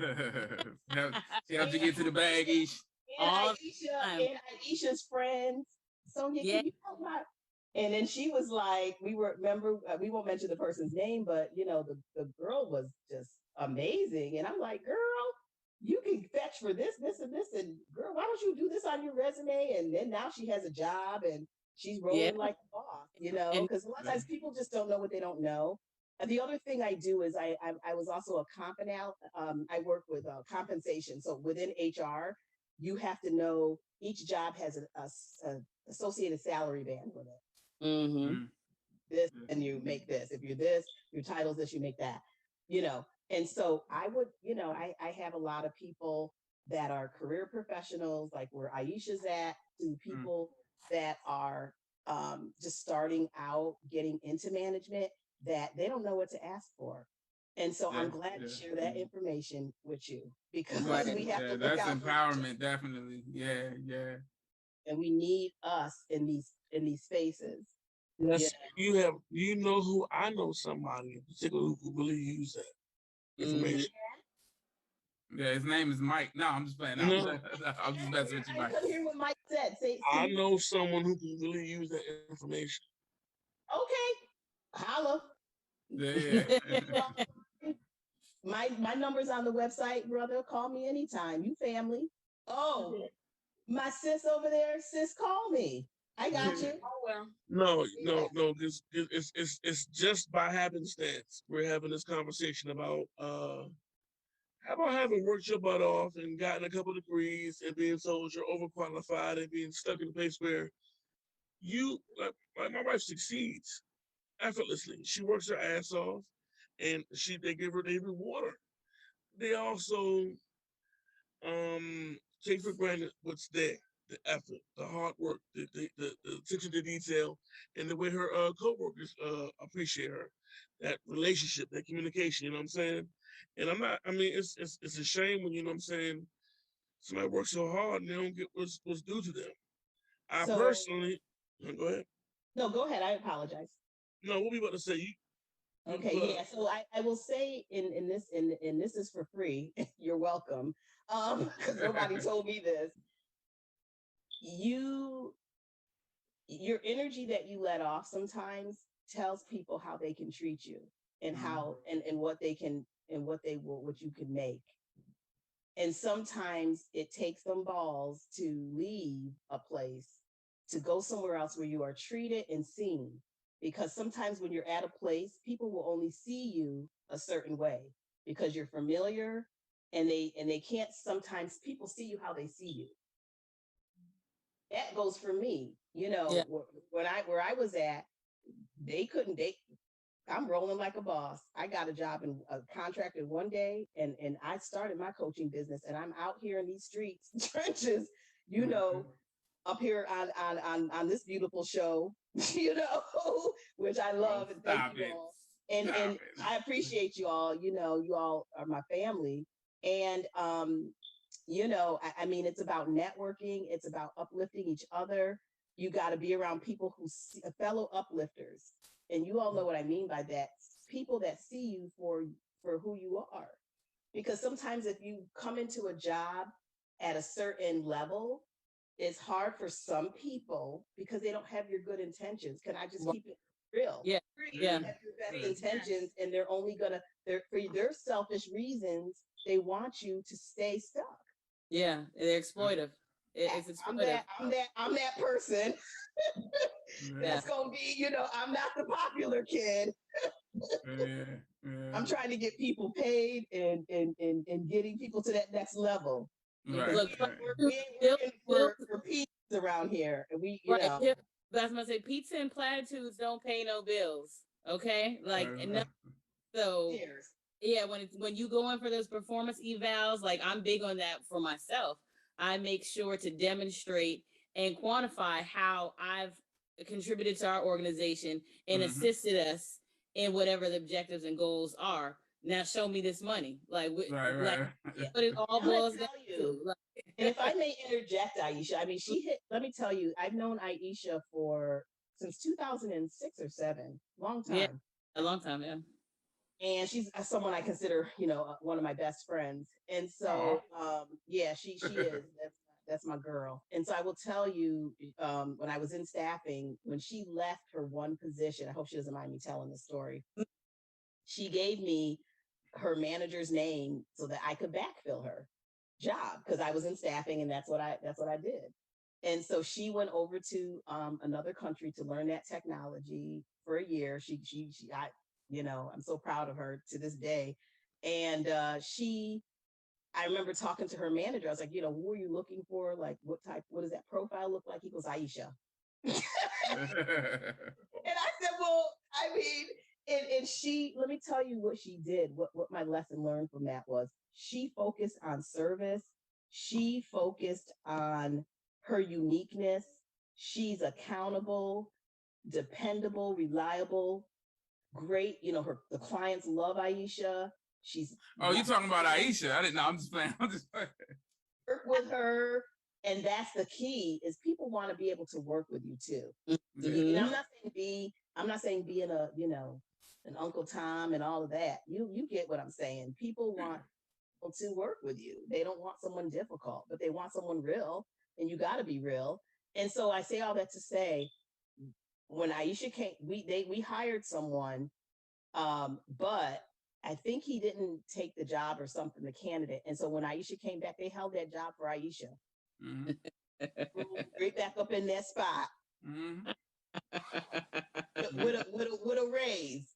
Right. I'm going to say a higher rate of pay. Yeah, with the bag. Because they realized they didn't know what they knew what she was bringing, Right. But they really didn't know what they didn't know until she was gone. At the time, yeah, you don't know what you got till it's gone. Yeah. So it's important for us to be articulate, and that's why it's important for us to be in those C-suite and VP positions so that we can pave the way and open doors for other people. Because if your executives don't look like you, it hits different. You know what I mean? Like you're still you're the worker class versus executives. Once you become a thought leader and you become the culture of these companies, it changes the whole energy. Like you can't be Facebook and not be authentically diverse or for real like diverse if you don't have people who look like us in the room. Right, yeah. I mean, that's a big issue in IT. Yeah, and I just want to clarify. You said thought leader, not thought leader. I just want to clarify that because there's a difference between those two. That's pretty crude, Dave. Her mom's watching. Now you have to say what a thought is. What's a thought, Dave? Anyway, well, before we have the hood lesson of the day, no, but I do want to say, in listening to you, Sonya, what I hear, the confidence, I hear drive and ambition. And I also hear service. I hear acts of service and how that drives you. I hear that selflessness is what I was looking for. That creates in you the want to help other people reach their full potential, and that's such a noble quality to have. That selflessness. Who's the most selfless person you know? I know this is gonna sound so cliche, but there's two people actually, and this is real talk. My mom and my husband. I was gonna say Chris, for sure. Chris, yep. Yeah. Like amazing. That's dope. Yeah. And just having that type of support system around you, that has to add to your progression, right? It has to, help you to, maintain this what we see as you talk, like what I said, that selflessness, and also the confidence and things of that. How important is having a good support system, in your opinion? Yeah, you gotta have you gotta have a good support system. You have to. I don't care how strong a person is. This is at least for me. You need to be around fellow uplifters. You need to have someone that is your cheerleader. We got enough negativity in the world. We got enough people. See, people, I tell people there's your physical eye and then there's your mind's eye. Mm-hmm. Your physical eye will lie to you, okay? Because your mind's eye sees beyond, right, into different realms. And so we won't get deep on this call, okay? Because, we won't do that. But you guys are smart. You get what I'm saying. So you need the support of fellow uplifters, whether that be your family, a friend, whoever, that is going to be like, girl, you are not an imposter. Boy, you are not an imposter. You got this. Let's go. Come on. Let's go together. Or, what can I do to help you? Right. Okay, because you seemed a little overwhelmed. So what can I do to help you? Mm-hmm. With this. I know this person. And Aisha knows I'm famous for that. Because keeps me a Rolodex. Okay. Yeah. People, and you can best believe anybody that I refer to anybody because of who I am. Because a lot of times people don't know what a true friend looks like. So I wanted to be an example, and in that. And so when people see that, it gets reciprocated back. So, oh, it's for Sonya. Oh, it's for Aisha. Okay. Yeah, let me get on this. Because I had an instance today where a friend of mine needed some help with something. I said, oh, let me reach out to this. I know this person. And I literally, while we were on the phone, I connected them on LinkedIn, and she was like, she's already reached out to me. Yeah. That turnaround, that's you get a good turnaround. I'm not saying I'm presidential, but I'm saying I might be a little presidential. With, people wanting to help. Right. Having that wealth of connections, just making good connections, that speaks volumes to you spoke about being big on energy and the vibes that you get from people, and having like I said, that wealth of connections with people speaks volumes to the vibe that you put out there, and the energy that people get from you. It has to be something that's inviting and positive, or you wouldn't have that turnaround time. So that definitely speaks to the quality of you as in what you do professionally and also in your life. And that's dope. I want to ask you about and if I may interject, Dave, sure. I want people to know I had to work on myself to be that person. I didn't wake up like this. I had to learn what a true friend looked like, what it really meant about accountability, because people will remember they it doesn't matter the 500 great things you did. They'll remember the one time you let them down. That's that. Exactly. And at least if you're not able to help the person, say it off the break. Hey, sorry, I'm not going to be the best resource. That's one of the biggest issues I had, because I'm a people pleaser. And so I would say, yeah, I can do it. I'm going to be there at this time. I'm going to do it. And I knew I couldn't do it, but I just wanted to say it at that time, trying to please them. Right? Yeah, definitely 100%. And and what you said has so much merit. It takes a level of emotional maturity to do the work, within yourself to identify what you're lacking or what issues need to be dealt with and do the work. And because we're good at identifying, most people are really good at identifying their issues. Some aren't even good at that, but most people are good at identifying their issues, but it's actually doing the work to make the necessary changes to get past it, because we get stuck in the woe is me phase. This is bad and it's terrible and it's gonna be that way and woe is me. Everybody feel bad for how bad I am, as opposed to let me figure out what it takes to get beyond this. Right. And the other thing is, to thine own self be true. I remember someone had said something to me and it really kind of rubbed me the wrong way, and I couldn't figure out why. It was probably Mike. It was Mike. Driving me crazy. And I said to the person, and actually someone had said it to me one time too, and I said to the person, I don't know why this is rubbing me the wrong way. And we worked it out together. And it's what I said, it's about communication. Communication is the key. Would have just thrown them out and been like, right, yes, you'd been in your boy, bye. Yeah. Okay. I ain't got time for it. But the mature me is like, why is this bothering me? Because I owe it to myself to understand, is this something that's insecure within myself? Is this something, am I reading too much? What is it? So I just went to the person correct and said, listen, I don't know what the hell this is, but it's bothering me.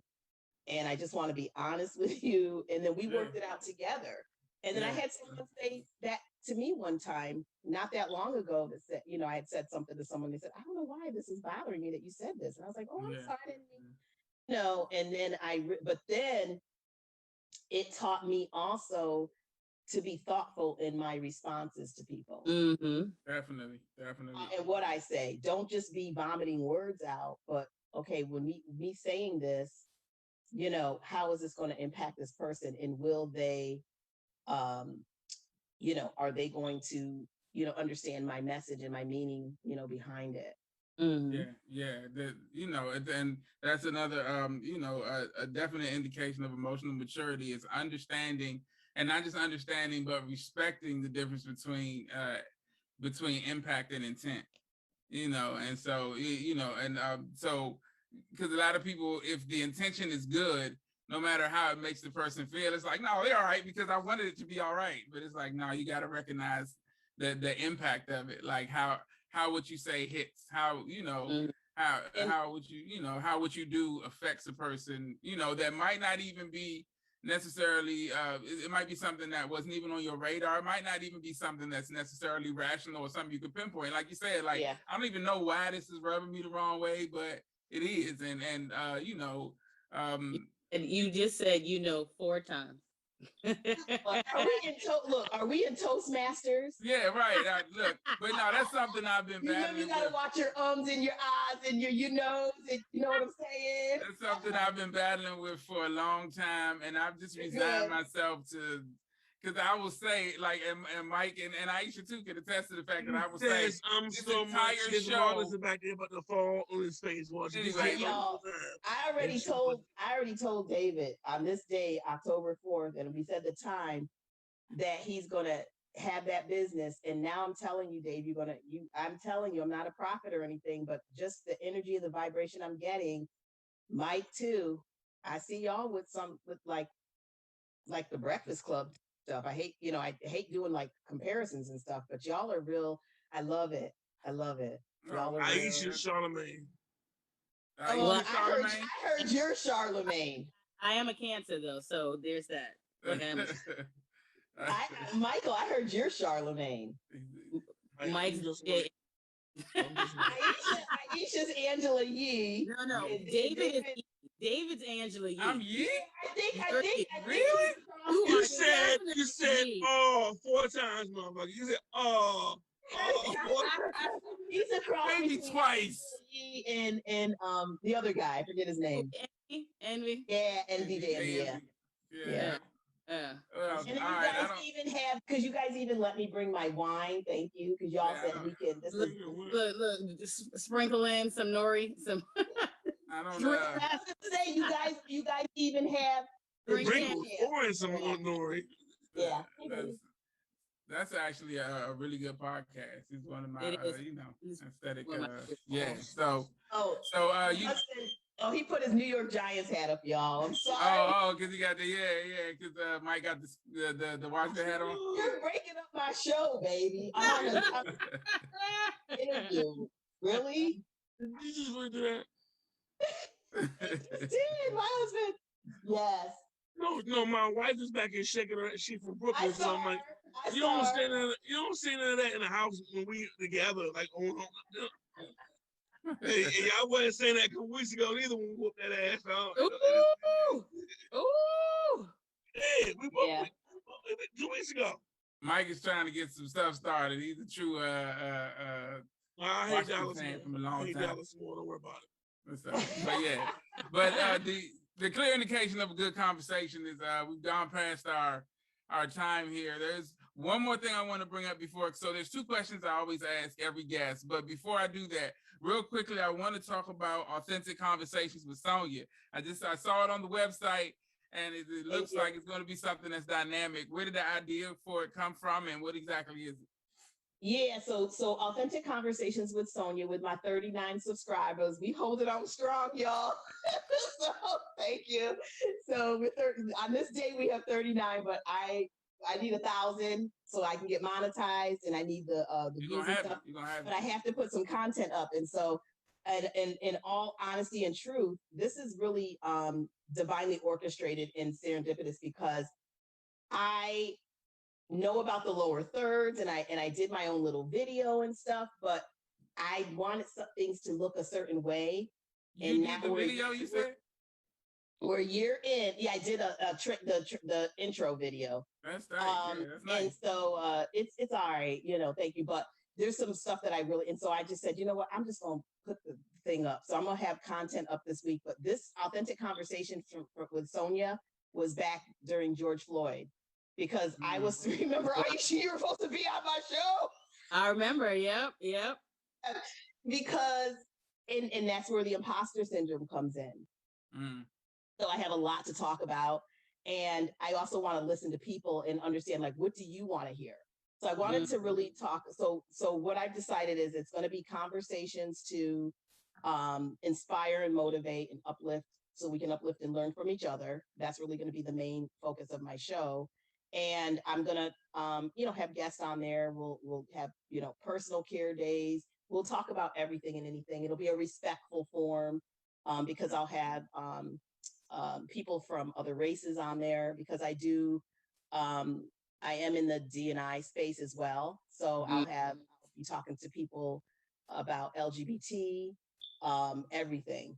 Because like you all said, it's, one race, the human race.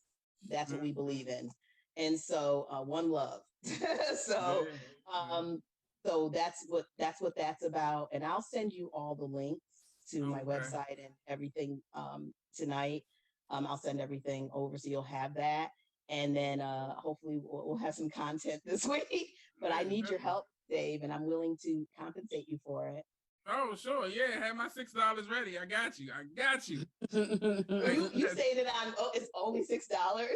Hey, look, that's, Like, all right, That $6.50. sounds like a verbal contract. Right. She's gonna play this in court. I'm gonna hold up. It's not but It's $6.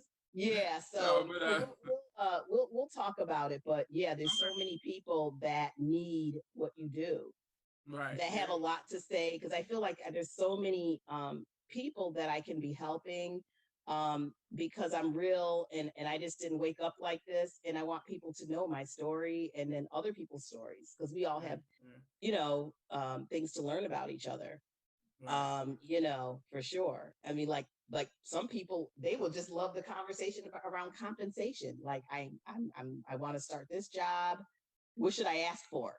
And let me just give this information for free to your audience.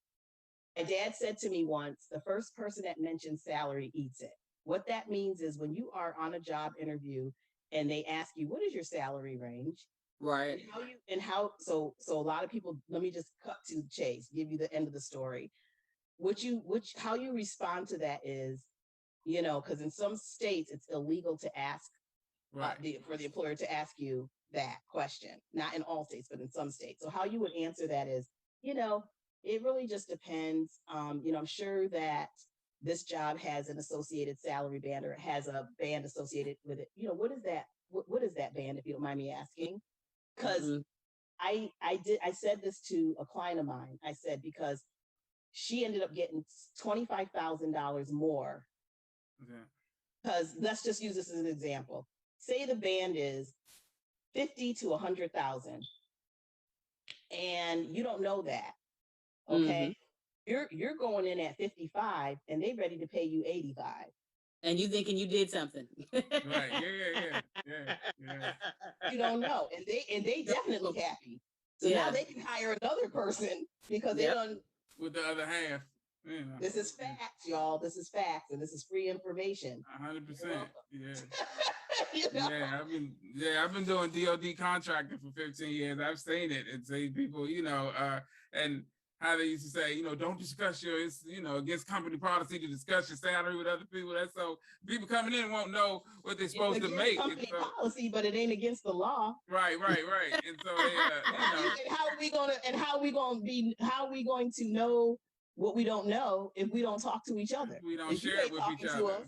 So that's them keeping us from sharing the right information. But that's right. I learned that, and was able to finagle a pretty good salary. But anyway, there are two questions that I always ask all of my guests, and I'm going to ask them of you right now. I always enjoy the answers that I get. They're pretty introspective. The first one is, if you had an opportunity to talk to a younger version of yourself, let's say 16-year-old Sonya, with everything you've been through in your life, all the wisdom that you've attained up until this point, if you could get in a time machine and go back to 16-year-old Sonya, what would that conversation be like? What kind of things would you say to her? Everything's going to be okay, and trust your instinct. That's good advice. Everything's going to be okay. Trust your instinct. Yep. Believe in yourself. Now, last week I added this question as like a second one to that one. Do you think 16-year-old Sonya would have listened to you? No. Right. Yeah. No. Not a chance. Right. Not a chance. I mean, when we were younger, people would tell us all the time, learn from my mistakes, but we have to go through our own experiences. That's what makes us who we are. And I'm happy to go through that process, because if I don't go through something, I can't help other people. Exactly. That testimony is huge. It comes from the journey. Like I always say, I was 22. It was January when I realized I didn't know anything. Like when you step outside of that teenage ignorance of something, you think you know something. I remember it like it hit me like a ton. I don't know nothing. So I had to go through that and then rebuild everything, give it all the stuff I thought I knew and start to understand life and what it is and stuff. So that's huge. Yeah. So I'm gonna be shipping Aisha a bottle of what's the energy drinks? Because look, I've only had 3 hours of sleep. Girl, look, I woke up at 3:33 this morning. Yeah, that's right. You yawning on my interview. I forgot she said her phone was. And you was messing up the whole program. I forgot she said her phone was dead. I just texted her, "Hey, wake up!" But the second question is, see how I shot past that. The second question that I always ask is, I love you, Aisha. With love, Ish, with love. But no, the second question that I always ask is, you're in a position a lot, like being in HR, like you said, makes you a lot of times the face of the company, the first person that people interact with. And so and now with your business, with your website, with your multiple businesses, you're constantly in a position where people are seeing you, where people are looking at Sonya, Royster. When people see Sonya, what is it that you hope that they see?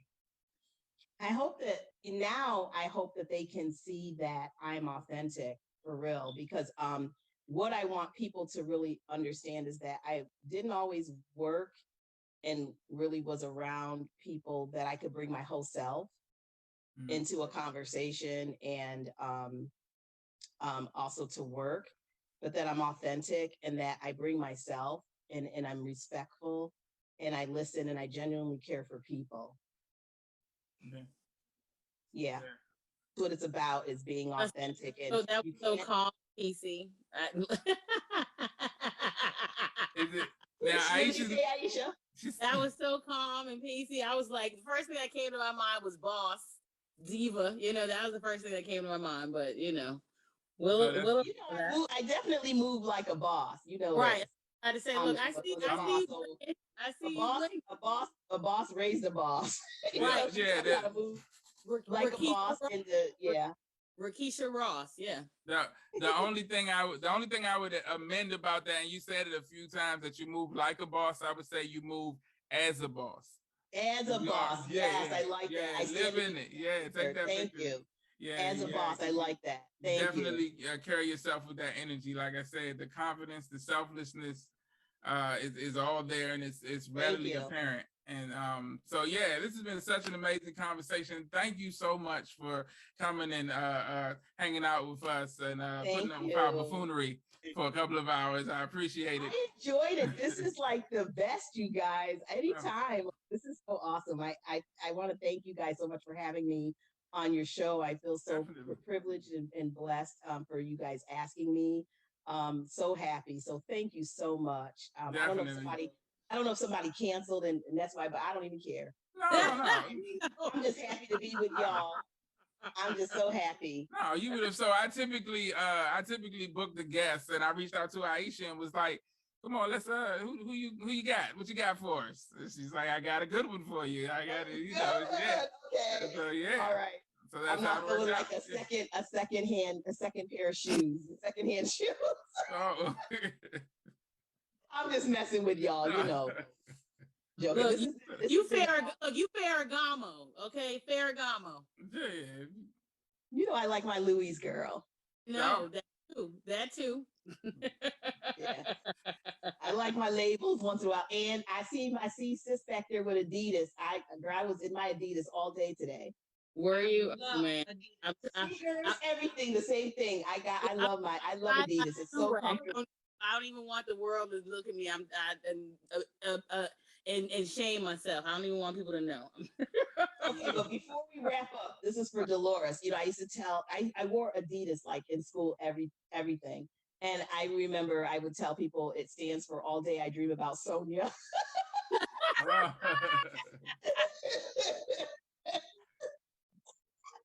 I like it. I like it. I love Adidas. That's why I love you. You can ask Mike, and he'd be like, "What you want? Another Adidas outfit? Tracksuit?" So that's a New York thing. Is the Adidas? I just think like that with the big hoop earrings. I like it. It's comfortable. I like it too, and it's comfortable. It's kind of who I am. Like when I grew up. It's universal for any occasion. It's so comfy. Just FYI, I found this out online. This is stuff Aisha knows that is random and useless information. Adidas, is a German company, so it is Adidas. It's not Adidas. Thank you, Aisha, for I got well, thank you, ma'am. 12 generations of hood. You don't tell Run niggas. DMC is Miss Adidas. But I'm just saying that's how if you go Adios, amigos. if you go there and you get Adidas, they're gonna look at you like, do you want I'm not going Adidas? to Germany. I don't want to go to Germany. I'm just saying they've got great Okay, outlets. so how do you pronounce it? Because I want to be politically correct, I guess. Yeah, it's Adios. It's Adios. Yes, Adios. Just like the chick from, and I get on Veronica about this, the chick from Atlanta who's also going to be in that new movie with Idris. I don't know how you say his name. Idris. Okay, Yeah. Idris. So her name, it's spelled like Zazie, but she's German, so it's not Zazie, it's Zuzzy. Zuzzy Beats is her name. So yeah, that's just like, stuff I didn't know. So if we ever meet her and have Right. a conversation with her, we'll pronounce her name correctly. Like- She say Zuzzy and not Zazzy. She'll be like, I don't look like Mike said. I'm not going to Germany, so when I go to Iverson Mall to get my Adidas, I'm gonna say Adidas. As You gonna get your Adidas kicked. as Trevor Noah says, we can't say how to say zebra because we don't have them here until PG. Now that PG's got zebra. Oh, zebras. Okay, yeah. And it's not PG, it's Prince George's. Yeah, well, according to Francis, it's pretty girl. It's pretty girl. It's pretty girl county. Yes. Yes, yeah. It's not PG PG. County. Or as my one friend would say, it is not my opinion. Oh. Pookie Girlfriends County. Ooh, nope, I didn't say that. Nope. That's what she was saying. Okay. On that note, thank you guys for checking out another episode of the Neighborish Livecast. I'm Super Dave, aka Mr. Incredible. On behalf of myself, Aisha, Mike, and Dolores, and our illustrious guest, Miss Sonya Royster. Thank you guys. This has been a great episode. Please check us out next week. We'll be back with more entertainment, more education, more information, and more fun. Take care of yourselves and each other. Have a great week. And Good night. Thank you for having me. Thanks for having me. Definitely. And if you're going to a job interview, tell them what you don't tell them what is it. Don't say what you want to get. Tell them, ask them what they're giving you. I'm messing it up. Just call Sonya. She's gonna tell you what to do. Right. She gonna tell you. Call Sonya. SonyaRoyster.com, right? Yes, that's correct. Okay. All right. Thank you you. so much. All right. Bye. Good night, y'all. Good night. Good night, y'all.